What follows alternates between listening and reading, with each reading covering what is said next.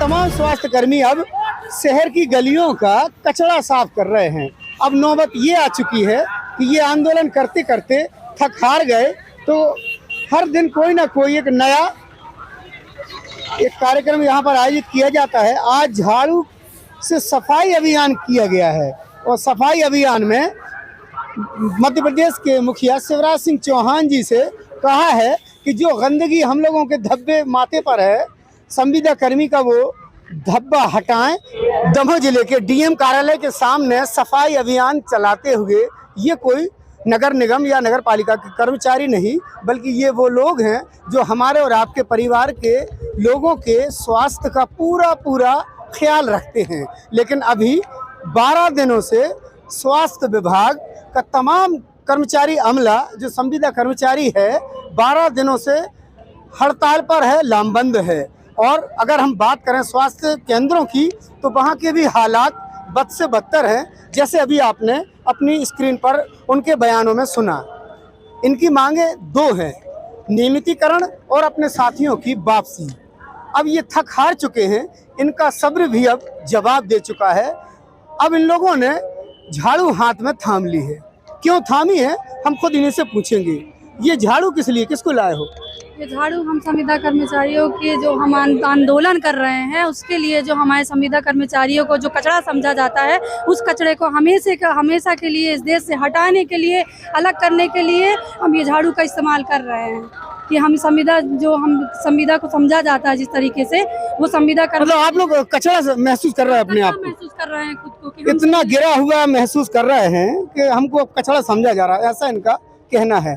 मैं आपसे जानना चाहूँगा, बड़े जोशो खरोश के साथ झाड़ू थामी है, सड़कों पे भी लगा दी, इसका मतलब क्या था, दर्शाना क्या चाह रहे हो? इसका मतलब ये है कि कई वर्षों से हम लोग कचरे की तरह ही उपयोग हो रहे हैं। शासन हम लोगों को इस प्रकार से उपयोग कर रहा है और संविदा नीति जो है यह एक प्रदेश में बदनुमा दाग है, कचरा है।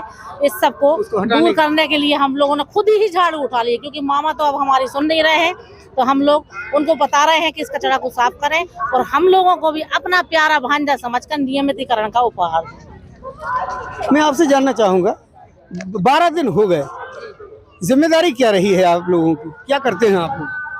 सर मैं ENM हूँ यहाँ पे UPS। वहाँ क्या देखते हैं?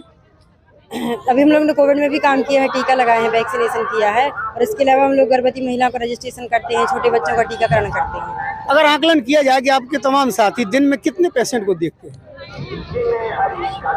सर करीब 50-60। अब 12 दिन से उनको कौन देख रहा होगा? कोई नहीं, हम लोग हड़ताल में हैं। ऐसे में कुछ हो जाए तो जिम्मेदार कौन? गवर्नमेंट। कुछ भी हो सरकार जिम्मेदार होगी।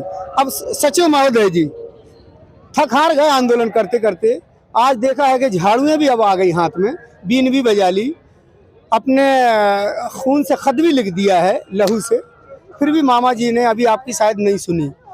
यहाँ से डीएम कार्यालय का ऑफिस है, सरकारी अधिकारी भी आते हैं, कभी कोई आया है आप लोगों के पास इन 12 दिनों में? देखिए इन 12 दिनों में जैसा आप बोल रहे थे, आपकी बात का हम जवाब जरूर देंगे कि पहले नंबर तो आप बोल रहे थे थक हार गए, हम लोग बिल्कुल नहीं थक हारे। हम लोग नए उत्साह और नए जोश से सोमवार का दिन है, आज हम लोग फिर उसी उत्साह से हड़ताल पर बैठे हैं। अनिश्चितकालीन हड़ताल का जरूर हम लोग का 12वां दिन है, लेकिन आज हम लोग मान के चल रहा है, आज हम लोग फिर पहले दिन पे पूर्ण उत्साह जोश के साथ हमारे पूरे साथी इस अनिश्चितकालीन हड़ताल में बैठे हैं। आपने देखा हमारे साथियों ने इस कचरा आज झाड़ू हाथ में थाम लिया, क्योंकि जो प्रदेश में एक नीति है संविदा नीति, उसको हम कचरा नीति मानते हैं और हम आपके माध्यम से आम जनमानस से ही बोलते हैं कि संविदा नीति हम लोग बस के लिए अभिशाप नहीं है, आने वाली पीढ़ी के लिए भी अभिशाप है। इसलिए इस संविदा नीति को इस झाड़ू से हम लोग इस प्रदेश से पूरी तरह साफ कर देना चाहते हैं और आपके माध्यम से फिर सरकार से निवेदन करते हैं कि हम लोग की जो मांगे हैं, जायज मांगे हैं, प्रत्येक कर्मचारी संगठन, जनप्रतिनिधि, मीडिया बंधु सभी हम लोग की इस मांग को जायज मांग रहे हैं। तो आप उनसे निवेदन है आपके माध्यम से कि हम लोग को तत्काल हम लोग की मांगों को पूर्ण किया जाए, ताकि हम लोग भी नहीं चाहते आम जनमानस की स्वास्थ्य सुविधा में बाधा पहुंचे। उनकी चिंता भी हम लोग के हमारे प्रत्येक साथी को प्रत्येक दिन रहती है। मामा जी खुद इतनी देर कर रहे हैं, जल्दी हम लोग की मांगे माने और हम लोग अपने काम पर उसी उत्साह उसी जोश के साथ अपने काम पर। जब पिछली साल आप लोगों ने आंदोलन किया था, इसी तरह की बातें कुछ सामने आई थी, फिर आप लोग काम पे चले गए थे, तब आश्वासन दिया गया था क्या? बिल्कुल आश्वासन दिया गया था और अच्छी बात है कि आपको ये पूर्ण हम लोग की पुरानी हड़ताल के का अनुभव भी है, याद भी है। हमारे सभी साथी पूरे प्रदेश में 42 दिन की अनिश्चितकालीन हड़ताल की थी।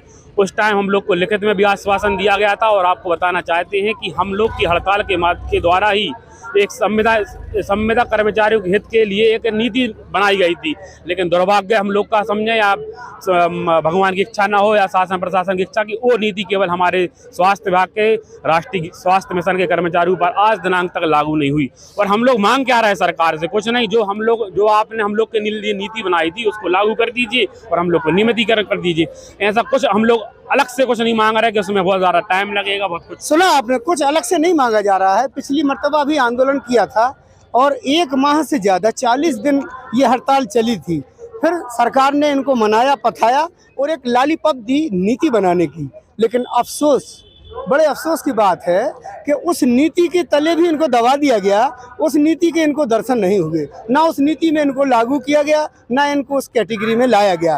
अब फिर वो तमाम कर्मचारी लामबंद हैं, 12 दिन हो चुके हैं। अब तो यहाँ तक कह रहे हैं ये कि अब आर पार की लड़ाई है। आने वाला वक्त चुनावी वर्ष है और जाहिर सी बात है कि अच्छी सत्ता देख ली है, कई सरकारें देखी हैं। जब कर्मचारी नाराज हुआ है तो अच्छों के तख्तो ताज हिल गए। यही बात आज ये तमाम स्वास्थ्य कर्मचारियों का कहना है कि हम पूरे प्रदेश में हजारों की तादाद में हैं। कहीं ऐसा ना हो कि हमें अगर मामा जी ने हमारी फरियाद सुनने में देरी की तो चुनाव के वक्त हम लोग भी नाराज हो जाएं और सरकार को लेने के देने न पड़ जाएं। ये कहना है इन स्वास्थ्य कर्मचारियों का। वहीं दूसरी तरफ दमोह जिला सहित पूरे प्रदेश के स्वास्थ्य केंद्रों का हाल बद से बदतर है। जो लोग वहाँ पर रहकर इनका इलाज करते थे, आज यहाँ पर ये झाड़ू लगा रहे हैं, बंसी बजा रहे हैं, आवेदन लिए खड़े हुए हैं और सड़कों पे आप देख सकते हैं किस तरीके से तंबू गाड़ के बैठे हुए हैं। अगर ऐसे में प्रदेश और जिले के हालात बिगड़ते हैं मरीजों के, तो इसका जिम्मेदार कौन होगा? सवाल का जवाब आप खुद तलाशिए। इम्तियाज चिश्ती, दमोह।